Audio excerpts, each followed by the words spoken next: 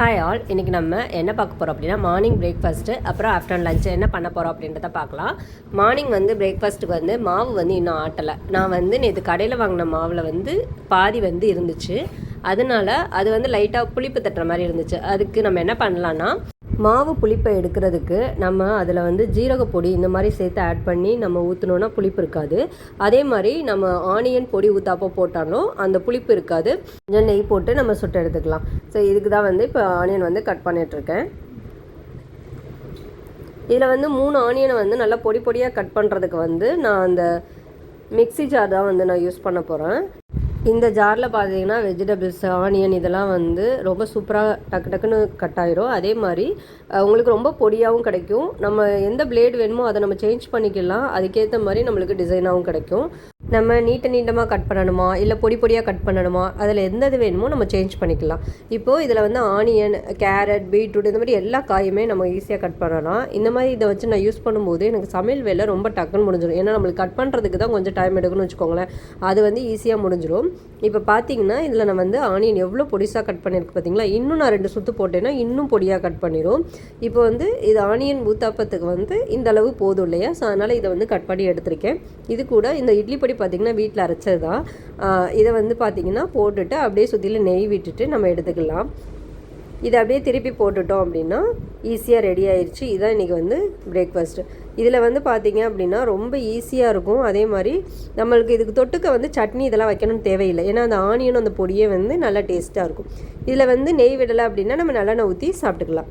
சாப்பிட்டு முடிச்சுட்டு பாத்திரங்களெல்லாம் வந்துட்டு விளக்கி வச்சுட்டு நேற்று வந்து அரிசி ஊற போட்டிருந்தேன். அதை எடுத்து நல்லா அலசிட்டு நம்ம வந்து கிரைண்டரில் போட்டுடலாம்.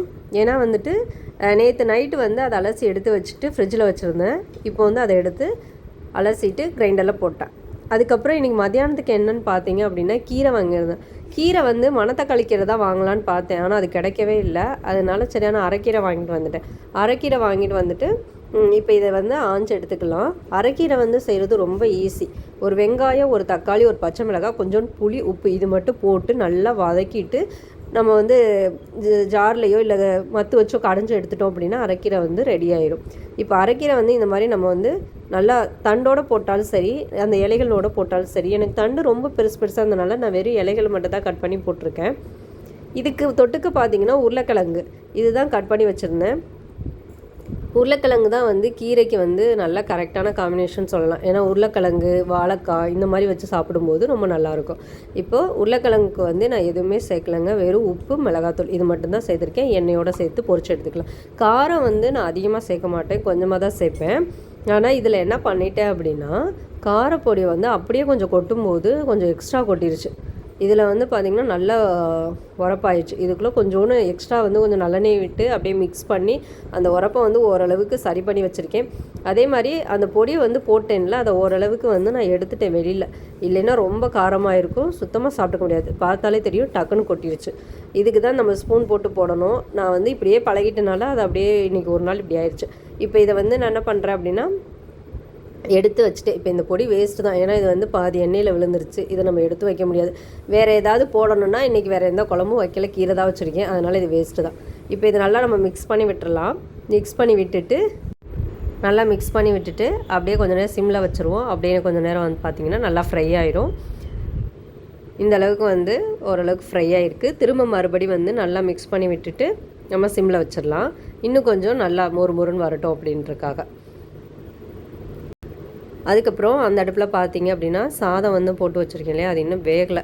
அதனால் இன்னும் கொஞ்சம் மூடி வச்சுருக்கேன். கொஞ்சம் நேரம் கழித்து அந்த மூடியை வந்து எடுத்துடணும். ஏன்னா இல்லைன்னா அது வந்து வெளியே தண்ணி வந்து பொங்கி வரும். கீரையை பார்த்தீங்க அப்படின்னா ஒரு 2 தடவைக்கு 3 தடவைக்கு நம்ம நல்லா கழுவிடணும். ஏன்னா அதில் வந்து மண் இருக்குது. மண்ணெல்லாம் வந்து அந்த இலையில் ஒட்டிகிட்ருக்கும். அதனால் நம்ம இந்த மாதிரி டேப் திறந்து விட்டு நல்லா கழுவும் போது அந்த மண்ணெல்லாம் வந்து போயிடும். அதே மாதிரி கீரையை வந்து அதே பாத்திரத்தில் வச்சு அலசாமல் இதை வந்து நல்லா அலசி எடுத்து இன்னொரு பாத்திரத்தில் வந்து நம்ம வச்சிடணும்.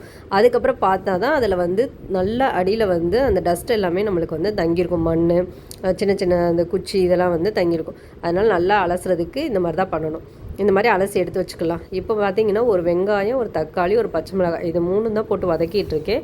அதுக்கப்புறம் கீரையை வந்து 2-3 தடவை நல்லா அலசிட்டு அந்த மண்ணெல்லாம் ஊற்றிட்டு அதுக்கப்புறம் பார்த்திங்கன்னா இப்போ போட்டு நல்லா வதக்கிட்டுருக்கேன்.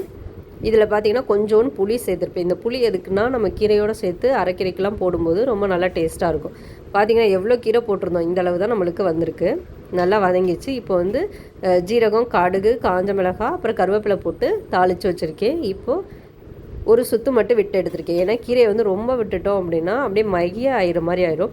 அது வந்து நல்லா இருக்காது. அதனால் இந்த மாதிரி ஒரு சுற்று இல்லை 2 சுற்று மட்டும் விட்டுட்டு நம்ம எடுத்துட்டு அதுக்கப்புறம் கொஞ்சோண்டு நல்லா தண்ணி ஊற்றி அலசி எடுத்துட்டோம்னா கீரை வந்து இந்த அளவுக்கு நல்லா ரெடி ஆயிடும். அவ்வளோதான். இன்றைக்கி ஆஃப்டர்நூன் பார்த்தீங்கன்னா லஞ்ச் வந்து பார்த்திங்கன்னா கீரை சாதம், அரைக்கீரை சாதம், அதுக்கப்புறம் அதுக்கு தொட்டுக்க வந்து உருளைக்கிழங்கு பொரியல். இதான் ரெடி பண்ணியிருந்தேன். இந்த வீடியோ பிடிச்சிருந்தால் லைக் பண்ணுங்கள். இப்போ தான் ஃபஸ்ட் டைம் பார்க்குறீங்கன்னா மறக்காமல் சேனலை சப்ஸ்கிரைப் பண்ணிக்கோங்க.